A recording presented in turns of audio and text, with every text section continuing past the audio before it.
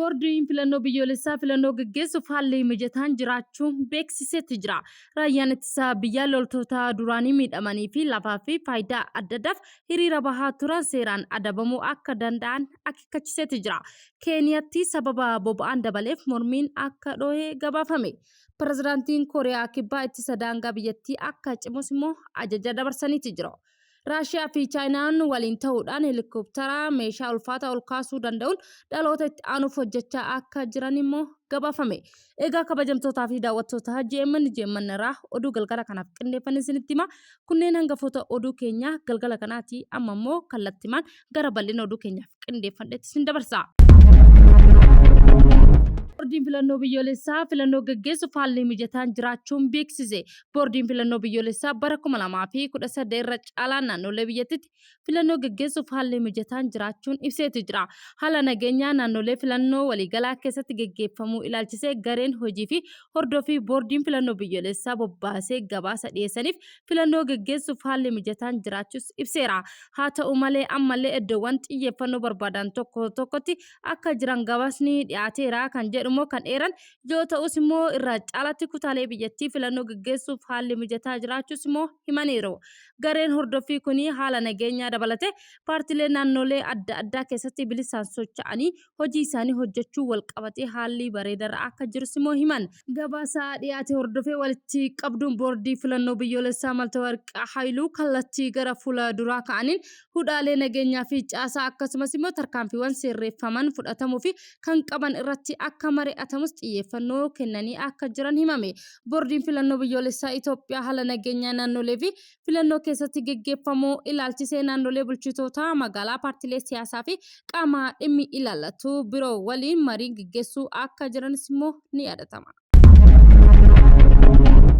Raayyaan ittisa biyyaa loltoota duraanii miidhamanii fi lafaa fi faayidaa adda addaa hiriira bahanii gaafachaa turan seeraan adabamuu akka danda'an akeekkachiiseera.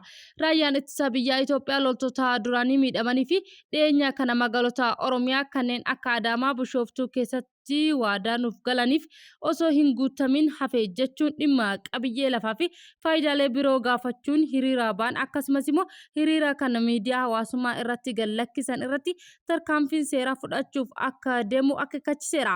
Waraanni kun namoota kakaasuun ajandaa adda addaa raawwachuuf socho'aa akka jirus immoo ibsanitti jira. Akeekkachiisni kun kan dhufe loltoota duraanii raayyaa ittisa biyyaa kanneen waraana irratti miidhamanii fi torban tokkoof daandii irratti hiriira ba'aniif immoo dhimmi isaanii fuula miidiyaa hawaasaa kanneen akka feesbuukii fi tiiktookii irratti qoodamaa turu hordofeeti. Loltoonni kunneen immoo waadawwan deeggarsaa kana akka lafaa fi kaaree meetira 105 loltoota waraanaa irratti miidhamaniif immoo maatii isaaniitiif kennamuuf erga waadaan galee bubbulus deebii dhabuu isaanii erga arganii booda gumgumii uumee akka jirus immoo gabaafameera. Keeniyaa keessatti sababa boba'aan dabaleef mormiin dhohee akka jiru gabaafameera. Keeniyaatti sababa gatiin boba'aa dabaleen mormiin uummataa dhohee jiraachuun himameeti jira. Daballi gatii boba'aatiin kan wal qabatee Naayiroobitti raafamaa kan jirtu hogguu ta'u sababa boba'aan konkolaachiftota kumaataman tajaajilan geejjibaa addaan kutuu sagalee dhageessaa jiraachuus immoo gabaafameera. Taarifa boba'aa dabaluu irraa kan ka'e Keeniyaa keessatti immoo mormiin uummataa jalqabee gara magaalaa Naayiroobii irraa eegaluun gara magaalota gurguddoo biyyattii hundatti saffisaan babal'achaa jiraachuus himame. Makiinaan geejjibaa hawaasa uummataa Keeniyaatti hojii dhaabuu irraa kan ka'e lammiiwwan miilaan imaluuf kan jiran ta'uu gabaasni ni addeessa. Sababa waraanaa baajjiddu galeessaa keessatti sadarkaa addunyaatti gatiin boba'aa dabalaa waan dhufeef immoo mootummaan Keeniyaa gatii boba'aa dabaluu ibsuun isaa immoo ni yaadatama. Pirezidaantiin Kooriyaa Kibbaa ittisa daangaa biyyattii akka cimu ajaja dabarsuun gabaafameera. Pirezidaantiin Kooriyaa Kibbaa Kim Jong-un qondaaltota waraanaa biyyoota Kooriyaa kaabaa adda addaa waliin qophii ta'uu irratti mari'ataniiru. Kim ajajoota birgadir waliin ta'uudhaan kan dubbatan yoo ta'u namoonni siyaasaa Kooriyaa Kibbaa daangaa Kibbaa irratti immoo waraana ka'uu danda'uuf akka of qopheessan dhaamaniiru. waraana meeshaa waraanaa ammayyeessuuf humnoota ijoo akka cimsifmoo lola mudachuu danda'u kamiifuu ittisuuf qophii akka taasisu waamicha dhiyeesseera. Walitti dhufeenya waraana Kooriyaa Kibbaa fi Ameerikaa gidduu jiru kan cimse yoo ta'u kan yaadachiisu Kim Jong-un yeroo yerootti immoo kaka'umsa waraana ofirraa ittisuuf immoo akka qabanis immoo ni amana jechuun himaniiru. Haa ta'u malee ajajni kun galmaa'ee kan jiru yoo ta'u immoo waldhabdee waraanaa Peentaagoonii fi Soolii gidduu jiru jijjiiramaa akka jiru ni agarsiisas jedhameera. Kim Jong-un sirna meeshaa waraanaa haaraa gara loltootatti fiduu akka qabu irra deddeebiin akeekkachiisaa kan jiran yoo ta'u immoo ni yaadatama. Raashiyaa fi Chaayinaa waliin ta'uudhaan helikoophitara meeshaa ulfaataa ol kaasuun dhaloota itti aanuuf hojjechaa jiraachuu beeksan.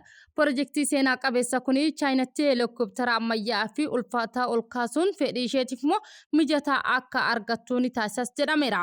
Daayirektarri tumsa idil addunyaa reestooraant Veektorii akka jedhanitti immoo helikoophtarri haaraa waliin hojjetamu kun yeroo gabaa keessatti dubbii guddaa ta'us immoo ni ibsamas jedhaniiru. Xiyyaarri haaraan kun dandeettii fe'umsaa toonii 14 hanga 16 kan qabu yoo ta'u immoo kunis immoo IM 171 toonii 10 hanga 12 caalaa IM 26 toonii 20 gadi akka ta'us immoo himameera. Dhaabbanni Chaayinaa akka jedhetti immoo diizaayinii kun kan hoogganamu yoo ta'u reestooraantii amma gorbeestii fi geejjiba dabalatee qaamolee ijoon oomishas jedhameera. Pirojektiin Chaayinaa odiitii mootummaa darbee yeroo ammaa kana immoo gara sadarkaa oomishaa walitti ce'aa akka jiru himame. Helikoophtarri kun naannoo ol ka'iinsaa qaban kan akka tibba Chaayinaa fi dandeettii ol ka'iinsaa olaanoo barbaadamutti hojii waraanaa fi siivilii irratti ni barbaachisa jechuun himaniiru. Akka sochiin kun tumsa salphaa of keessaa akka qabu akka hin taaneef immoo adeemsa oomishaa fi waliin fi gara fuulduratti waliin oomishuuf irratti maashinii baay'ee barbaadu akka danda'u immoo cimsanii ibsanitti jira. USA'n jettiiwwan waraanaa agarsiisuu turan lama walitti bu'uun gabaafameera. Jettiiwwan lama qilleensa irratti walitti bu'uudhaan booda hojjettoonni xiyyaarichaa afur parashuutiitti baraaramanii akka jiran immoo gabaafameera. Jettiiwwan Ameerikaa agarsiisa qilleensa irraa turan walitti bu'uudhaan hojjettoonni xiyyaara keessaa baafamuun dubbii himaan humna galaana USA himan. Namoonni miidhamuu irratti hamma yoona waan hin baramin akka jiranis immoo himameera. Taatiin kun yeroo agarsiisatti waraanni qilleensa irraa buufata humna qilleensaa akka jedhetti immoo naannoo isheen iddoo jedhamu irratti immoo adeemsa akka ture immoo himameera. Yeroo jettiiwwan lameen kun walitti bu'an ibiddi waan dhalateef buufanni qilleensaa guutumaan cufamee akka agarsiisus haqamee akka jiru himan. Dhimmichi immoo qoratamaa akka jirus immoo ibsaniitu jiru. Miseensonni jettiiwwan walitti bu'an keessaa turan haala gaariirra jiraachuu fi kan jedhan immoo buufanni humna qilleensaa moonitara ayerii foorsiin baasin ibsa miidiyaa hawaasaa isaa irratti baaseeti jira. Keessummoonni obsaa fi gaarummaa nutti agarsiiftaniif immoo galatoomaa taatee kanaaf immoo saffisaan deebii akka kenninu ni gargaartan jedhaniiru. Dubbii himaa miseensa jettiiwwan kunneen immoo keessaa turan ogeessota fayyaa hordoffii taasisaa akka jiras immoo himaniiru. Humni galaanaa Ameerikaa akka jedhetti immoo jettiiwwan kunneen tokkoon isaanii $67 miliyoona akka baasu immoo himaniiru. Dhaabbanni agarsiisa kana qindeessuu irratti hirmaattee Kim Sky of Silveriin akka jedhe immoo namni waraanaan hamma yoonaa miidhame akka hin jirre immoo ibseera. Kanaan dura yeroo dhumaaf agarsiisa kan adeemsifame bara 2018 yoo ta'u sanaanis immoo paayileetiin du'uu isaa ni yaadatama. Egaa kabajamtootaa fi daawwattoota JMN irraa oduu galgala kanaaf qindeeffanne kana fakkaata. Hangama waan nu hordoftaniif nu waliin taataniif galata guddaa qabdan isiniin jecha JMN subscribe like share gochuun yaada qabdan koomentii irra nuuf galgala gaarii qabaadhaa yeroo gaarii.